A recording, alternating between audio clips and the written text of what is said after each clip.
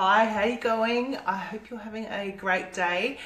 Yesterday I was interviewed by the Icon Institute where I do some lecturing and was asked a few questions about art therapy and why I'm an art therapist and all of the influence that I've had in my life. And it's quite interesting because I thought about it last night and there was so much that I could have said that I didn't. But one of those things was about the fact that people ask you, how do you feel about things?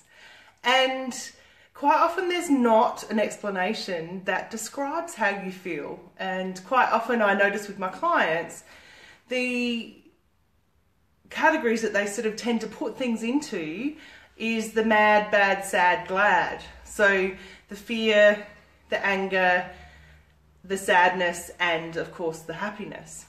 And so one thing that I love about art therapy is that you don't have to find the words to describe things, because it's through the symbolism, metaphor, the shapes, the lines, the colours that really allow you to speak without having to find the words.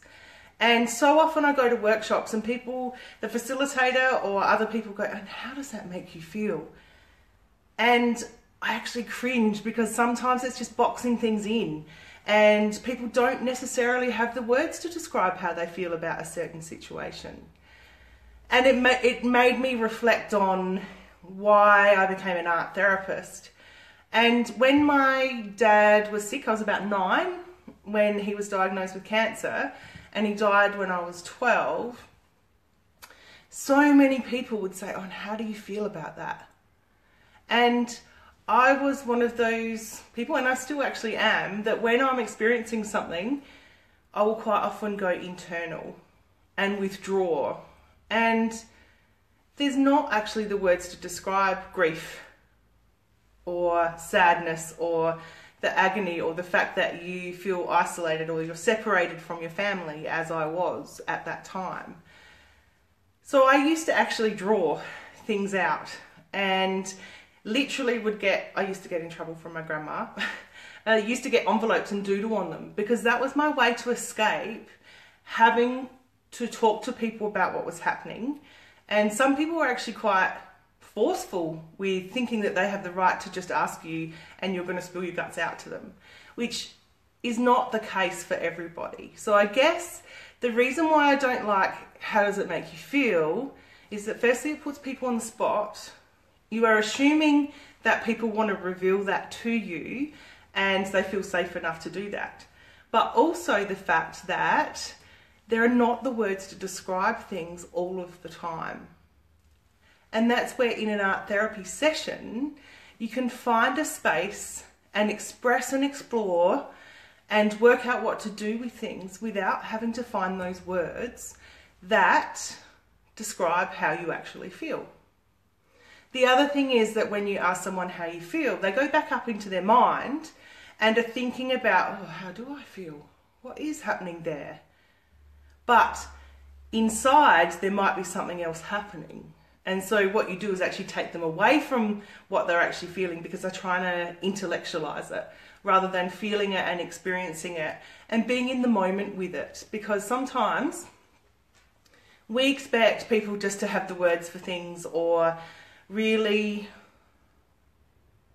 put it into a scientific, thought-provoking way. That probably wasn't explained very well, but that thing of we want to find concrete descriptions and things like that. But in art therapy, you don't actually have to do that because the shapes, the lines, the colours, the textures, the tactile nature of it really helps you to describe and explore what is happening. So you don't have to know how you feel or find the words to know how you feel because you're in it, you're experiencing it, and the process is actually informing what is happening for you. So I thought that was just a nice thing to think about and to ponder for yourself about how many times do you ask people and how does that make you feel? Is there another way to talk about that? So instead of using the word feeling, I quite often will say, what's that like for you? And so it just softens it a little bit, so then they don't have to find the exact word. They can talk about their experience, they can be in it and really explore what is happening for them. So that's my thought for the day after being interviewed yesterday. I would love to hear how you guys go with people saying, how does that make you feel? Or is there an alternative? Or are you a big fan of it? It's okay if you are, it's just everyone's opinion. So I quite often see on TV shows like The Biggest Loser or, you know, the lifestyle sort of things, people really trying to evoke that emotion by saying, how do you feel? But there's a number of different ways to do that. And the thing I love about art therapy is that you don't have to find those words, that your experience of, oops, we just got cut off. So anyway, the experience, oh, hey Naomi from Newcastle, nice to see you here. Basically the experience of going through the art means that you don't have to find those words to describe your feelings. They just are there.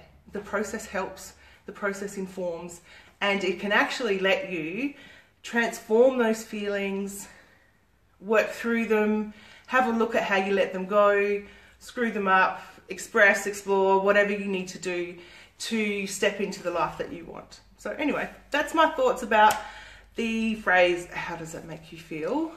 Notice I try and do it in a sarcastic tone because that's the way I feel about it. But anyway, thanks for tuning in and let me know what you think. Are you a fan or not? I'll surely find something else to think about in the next couple of days and I'll tune in here too. But thanks for listening. Have a good rest of the day. Bye.